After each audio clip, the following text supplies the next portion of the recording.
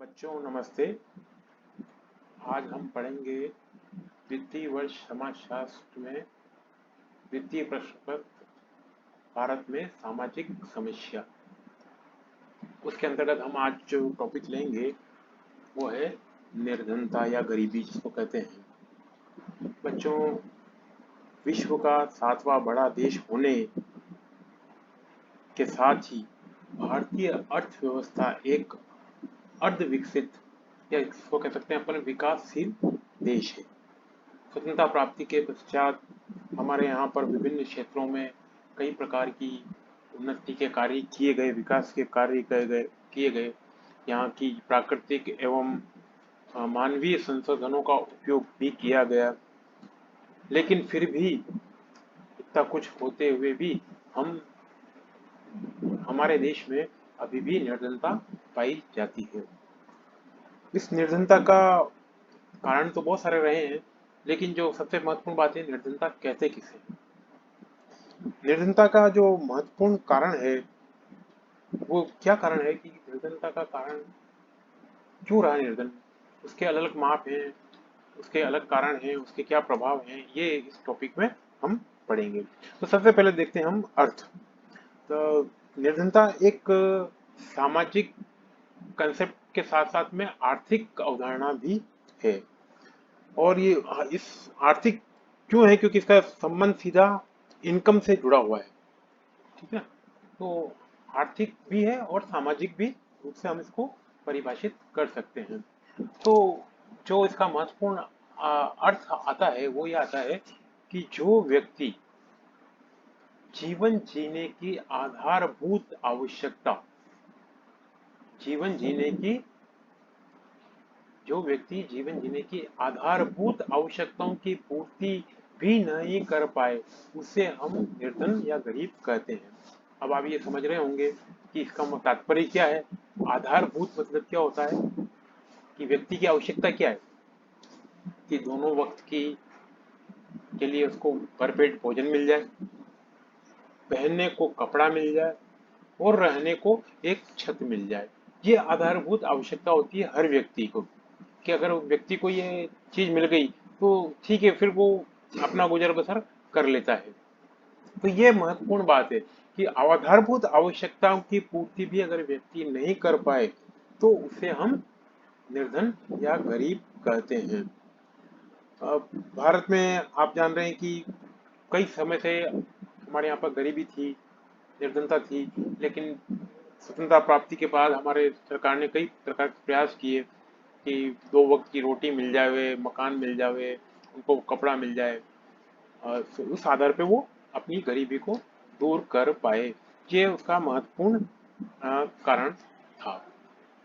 अब जो राष्ट्रीय आय है, सॉरी, जो निर्धनता है, निर्धनता के माप, निर्धनता को माप कैसे किया जाए, ये महत्वपूर्ण बात है। तो सबसे पहले आता है माप में राष्ट्रीय आय।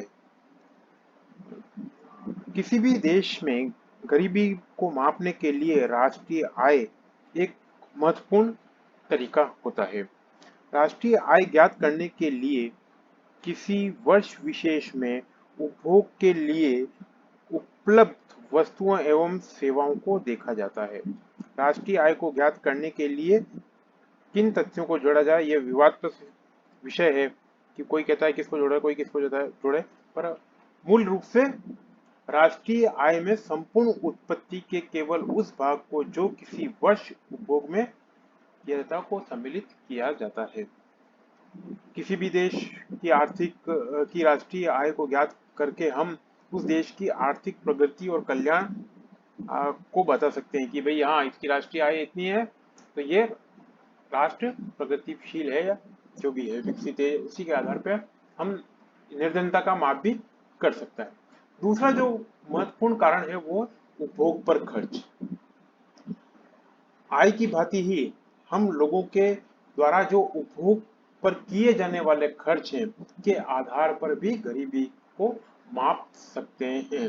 ठीक है ना, कि भाई हम अपनी आय का कितना प्रतिशत भाग उपभोग पे खर्च कर रहे हैं, कितना प्रतिशत हम बचा रहे हैं, इसके आधार पे हम ये निर्धारित कर सकते हैं कि हाँ यहाँ पर निर्धनता है या नहीं है। मतलब ग्रामीण क्षेत्रों में, शहरी क्षेत्रों में अलग अलग तरीके के जो उपभोग के तरीके हैं, उनके आधार पे हम कैलकुलेट करके हम ये निर्धारित कर सकते हैं कि भारतवर्ष में निर्धनता का माप कैसा है। ये उपभोग के आधार पे हम एक पैमाना बना सकते हैं। तीसरा जो इसका महत्वपूर्ण माप करने का तरीका है वो है प्रति व्यक्ति आय। समाज में गरीबी को मापने के लिए एक पैमाना प्रति व्यक्ति आय का भी है।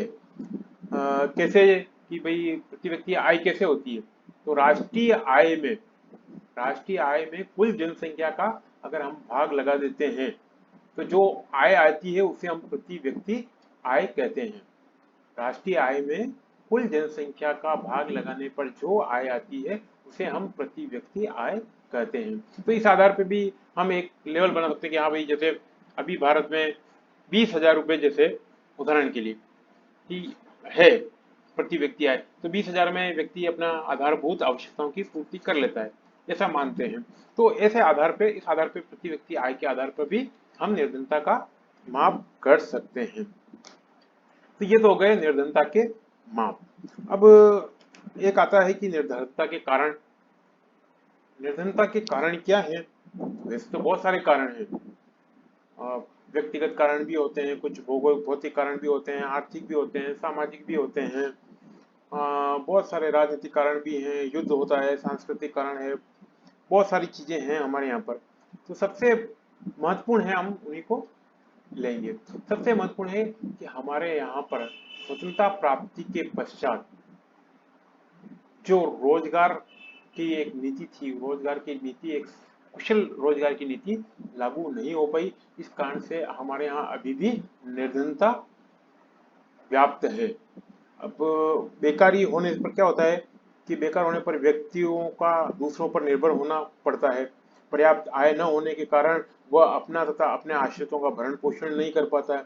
उत्पादन के साधनों के अभाव में भी वह बेकार व्यक्ति अर्जन नहीं कर पाता है और अपनी आवश्यकताओं को घटाकर निम्न जीवन स्तर बिताने के लिए उसे बाध्य होना पड़ता है।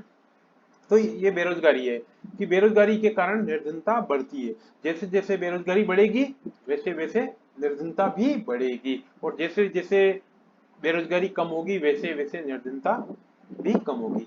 मतलब अगर आपके हाथ है और हाथ को काम करने के लिए कुछ चीज मिलता है तो आप बेरोजगार नहीं है। बेरोजगार नहीं है तो मतलब आप कुछ काम कर रहे हैं, तो मतलब कुछ कमा रहे हैं। तो जैसे जैसे बेरोजगारी बढ़ेगी वैसे वैसे निर्धनता भी बढ़ेगी, और जैसे जैसे बेरोजगारी कम होगी वैसे वैसे निर्धनता भी कम होगी। एक दोनों में धनात्मक सकारात्मक संबंध पाया जाता है निर्धनता और बेरोजगारी में। इसी प्रकार से एक आता है, दूसरा आता है अपना अशिक्षा।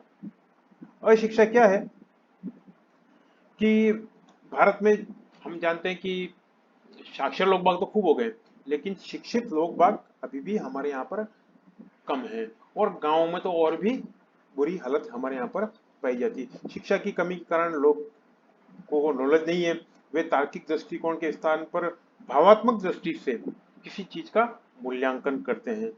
तो इस कारण से जब उनमें अशिक्षा है, और अशिक्षा दोहरी अशिक्षा है कि एक तो ठीक है अपन मानते हैं कि भाई बीए है, एमए है, 10वीं पास है, ये ठीक है, शिक्षा तो है उनके पास, लेकिन इससे भी ऊपर की जो अशिक्षा है वो है कुशलता की। वो किसी काम में एक्सपर्ट नहीं है, योग्य नहीं है। जैसे अगर आप कंप्यूटर का काम जानते हैं तो कंप्यूटर का एक विशेष स्पेशलाइजेशन हो गया, कि विशेषीकरण हो गया कि आप ये काम जानते हो, उसके आधार पर आपको कहीं रोजगार मिल जाएगा। कुछ हार्डवेयर के काम चीजें हैं, कुछ रेडियो ठीक करना, नल ठीक करना, बिजली के काम करना। तो जो व्यावसायिक शिक्षा है हमारे यहाँ पर, उस पर भी जोर कम दिया गया है। इस कारण से भी हमारे यहाँ पर निर्धनता बहुत अधिक बढ़ रही है। आप देखिए कि हमें हमारी जनसंख्या के हिसाब से कितने डॉक्टर चाहिए, पर उतने डॉक्टर है नहीं। कितने इंजीनियर चाहिए, उतने इंजीनियर है नहीं। स्कूलों कॉलेजों में पढ़ाने के लिए कितने शिक्षक चाहिए, कितने प्रोफेसर चाहिए, उतने हैं नहीं। तो इस कारण से क्या है कि जो सरकार की भी है जिम्मेदारी कि शिक्षा तो दे दी, लेकिन उसके अनुरूप शिक्षा के आधार पर भी उसको रोजगार नहीं मिला। इस कारण से भी निर्धनता बहुत अधिक बढ़ रही है। तीसरा जो महत्वपूर्ण कारण है, जनाधिक्य। भाई जनसंख्या ज्यादा है, तो जनसंख्या ज्यादा होगी तो क्या होगा, उत्पादन के साधन तो हमारे यहाँ पर सीमित है, पर उन साधनों का प्रयोग कब हो सकता है, जब जनसंख्या एक सीमित लेवल पे हो। लेकिन जनाधिक्य हमारे यहाँ पर अधिक होने के कारण हम सबको रोजगार नहीं दे पा रहे हैं। इस कारण से हमारी यहाँ पर रोजगार नहीं है, इसलिए निर्धनता भी हमारे यहाँ पर बढ़ने का एक महत्वपूर्ण है। इसमें और बहुत सारे कई कारण हैं। सामाजिक कुप्रथाएं हमारे यहाँ पे, अन्य समस्याओं में हम माने कि सामाजिक कुप्रथाएं हमारे यहाँ पे बहुत है। हमारे यहाँ पे जो एक समाजवादी लोकतंत्र है ना, धर्मनिरपेक्षता, पंथ निरपेक्षता, उस कारण से भी हम कहीं कहीं पे भी कठोर निर्णय हम नहीं ले सकते हैं। एक कहते हैं ना नरम राज्य है कि तानाशाही जैसा नहीं है कि नहीं ये सबको करना पड़ेगा, वो नहीं है। ऐसी कोई बहुत सारी चीजें हैं। सुधार नीतियों में हमारे यहाँ पे बहुत असफलता है। हम कोई सुधार की पॉलिसी लगाते हैं तो उस कारण से बहुत सारी चीजें भी होती है। हमारे यहाँ पर एक समस्या ये है कि हम माइग्रेशन, मतलब एक स्थान से प्रव्रजन जिसको कहते हैं, एक स्थान से दूसरे स्थान पर जाने की हम बहुत कम रखते हैं, प्रयास करते हैं कि हम यहाँ से छोड़ के वहाँ नहीं जाएं। तो ये भी एक महत्वपूर्ण प्रथा है। फिर हमारी जनसंख्या क्या है कि अधिकतर कृषि पर निर्भर रहती है, और कृषि कहाँ पे निर्भर करती है, मानसून पे निर्भर करती है। तो इस कारण से भी हमारे यहाँ पर कई प्रकार की बेरोजगारी पैदा हो गई है। सांस्कृतिक कारण भी है कि हम अपने, ठीक है, अपने हाल में मत सकते हैं, ठीक है, जो मिल गया उसमें हम संतुष्ट हो जाते हैं, ठीक है। फिर हमारे यहाँ पर दूसरे एक कारण भी है कि हम हमेशा से, हमारे चारों तरफ से हम 4-5 बार तो हम लड़ चुके हैं, युद्ध कर चुके हैं, तो वो भी एक हमारी इकोनॉमी को कमजोर बनाता है। ये भी हम कारण है कि हम हमारे यहाँ का विकास नहीं कर पाए। फिर आतंकवाद है, अलगाववाद है, इन कारणों से भी हमारे यहाँ पर निर्धनता लगातार बढ़ती गई है।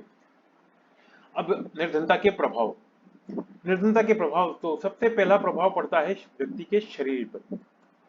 आपने यहाँ पे कहावत है ना, एक स्वस्थ शरीर में स्वस्थ मन निवास करता है, या बुद्धि निवास करती है ना।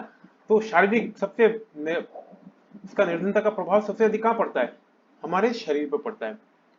ठीक है, अगर हमारे पास में हमारी आजीविका को चलाने हेतु न्यूनतम भी पैसा नहीं होगा या नहीं चला सकेंगे, तो क्या होगा, हमारी शारीरिक स्थिति बहुत ही विकट होगी। हम कई प्रकार की समस्याओं से ग्रस्त हो जाएंगे, क्योंकि अच्छा नहीं खाएंगे, अच्छा नहीं पहनेंगे, अच्छा नहीं रह रहे हैं, तो क्या होगा, हमारी शारीरिक रूप से हम कमजोर हो जाएंगे, हमें कई प्रकार की बीमारियां घेर लेगी। तो ये एक समाज पे बहुत बड़ा नकारात्मक प्रभाव पड़ेगा कि निर्धन है तो हमारे पास में बहुत सारी चीजें, शारीरिक रूप से हम बहुत अधिक कमजोर हो जाएंगे। दूसरा इसका प्रभाव पड़ता है मानसिक। मानसिक प्रभाव क्या पड़ता है कि भाई गरीबी, कुपोषण और छूत के रोगों से जन्म लेती है, जिसके मानसिक स्थिति पर प्रभाव पड़ता है। क्या होता है कि जैसे हम सही खा नहीं रहे, सही रह नहीं रहे, तो हमारी मानसिक स्थिति बहुत विकृत हो जाएगी। और विकृत होने से न केवल हम हमारे शरीर के प्रति, वरन हमारे परिवार और हमारे समाज के लिए भी हम एक रोग के रूप में पैदा हो जाएंगे। ठीक है ना, मानसिक रोगी, जो आपने सुना होगा कि ये तो मानसिक रोगी, साला साइकिक केस है, पागल है, तो समाज परिवार वाले भी उस व्यक्ति से दूरी हो जाएंगे। तो ये भी एक हमारे यहाँ पे डिस्टेंसिंग हो जाएगी, दूरी बनाने लग जाएंगे, अरे यार ये तो पागल है, कहते हैं ना कि भाई ये तो साला पागल है, इसको बोलने का ध्यान नहीं है, क्योंकि वो निर्धनता के कारण है, उसको कमा नहीं खा रहा, खा नहीं पा रहा है, सही अच्छे से रह नहीं पा रहा है, इस कारण से उसमें मानसिक विकृतियां पैदा होती है। तीसरी है सामाजिक। सामाजिक प्रभाव भी बहुत पड़ता है। सामाजिक प्रवृत्तियां क्या है, जैसे कि हम भिक्षावृत्ति करने लग गए हैं, हम हमारे परिवार को तोड़ने लग गए हैं, परिवार में लड़ाई झगड़े कलह होने लग गए हैं, जनता के कारण ही हो रहा है। क्योंकि आपने देखा होगा कि जहाँ पे भी लड़ाई होती है किसके लिए होती है, धन के लिए। तो धन मतलब क्या है, सबको चाहिए, तो समाज टूट रहा है, परिवार टूट रहा है, भिक्षावृत्ति बढ़ रही है, दुर्व्यसन बढ़ रहे हैं, चारित्रिक पतन हो रहा है। तो निर्धनता के कारण बहुत सारी चीजें हमारे यहाँ पर ऐसी होने लग गई है, जिसके कारण हम यहाँ पर हमारे समाज की व्यवस्था को सही नहीं बना पा रहे हैं। और आपने बहुत सारे लोगों को देखा होगा, ये घर छोड़ छुड़ा के भाग जाते हैं, कई भगोड़े बन जाते हैं। अब वो क्या करते हैं ना भगवान जाने, तो वो भी एक बहुत बड़ी चीज होती है। फिर एक और समस्या आती है, अपराध। निर्धनता के कारण हमारे समाज में अपराध भी बढ़ने लग गए हैं। अब अपराध के क्यों बढ़ने लगे, उसका कारण है कि व्यक्ति के पास अगर कार्य करने के योग्य कोई कार्य नहीं है, जो वो कर सकता है वो नहीं है, नहीं मिलता है उसको, तो उसको अपनी आजीविका तो चलानी है, आजीविका चलानी है, तो वो कैसे चलाएगा। आजीविका चलाने के लिए वो क्या करता है कि जो समाज के स्वीकृत तरीके हैं उनको छोड़ देता है और अपने तरीके से वो संसाधनों को प्राप्त करने का प्रयास करता है। जैसे हत्या करना, चोरी करना, डकैती करना, तस्करी करना, ठीक है ना, और साइबर क्राइम जैसे अभी चल रहा है। तो क्यों करता है आदमी, क्योंकि उसको मालूम है कि मेरे पास रोजगार कोई है नहीं, तो मेरे को परिवार का या किसी का काम करना है, तो मैं कैसे करूंगा। तो वो फिर इन तरीकों के आधार पे अपराध के माध्यम में अपराध की दुनिया में चला जाता है और अपराध के माध्यम से वो अपनी निर्धनता को दूर करने का प्रयास करता है। ये एक समाज पर बहुत ही नकारात्मक प्रभाव पड़ता है, क्योंकि निर्धनता और अपराध में बहुत एक सकारात्मक संबंध है। निर्धनता जितनी अधिक होगी, अपराध भी उतने बढ़ेंगे। तो ये एक सकारात्मक संबंध पाया जाता है। और अंतिम आता है इसमें बच्चों, पांचवा, आर्थिक। निर्धनता के कारण सबसे महत्वपूर्ण बात है, आप जानते हैं निर्धनता के कारण क्या है, खाने पीने को नहीं मिलेगा, वो अपनी आजीविका नहीं चलाएगा, तो उसकी आर्थिक स्थिति बहुत कमजोर होगी। आर्थिक स्थिति कमजोर होगी, उसकी होगी तो उसके परिवार की होगी, परिवार की होगी तो समाज की होगी, समाज की होगी तो देश की होगी। तो एक आर्थिक स्थिति भी देश की, समाज की, परिवार की कमजोर होती है। तो ये बच्चों आज हमारा निर्धनता पे विषय पे ये टॉपिक था। आ, कोई समस्या हो तो मेरे को बता सकते हैं। Thank you. ओके।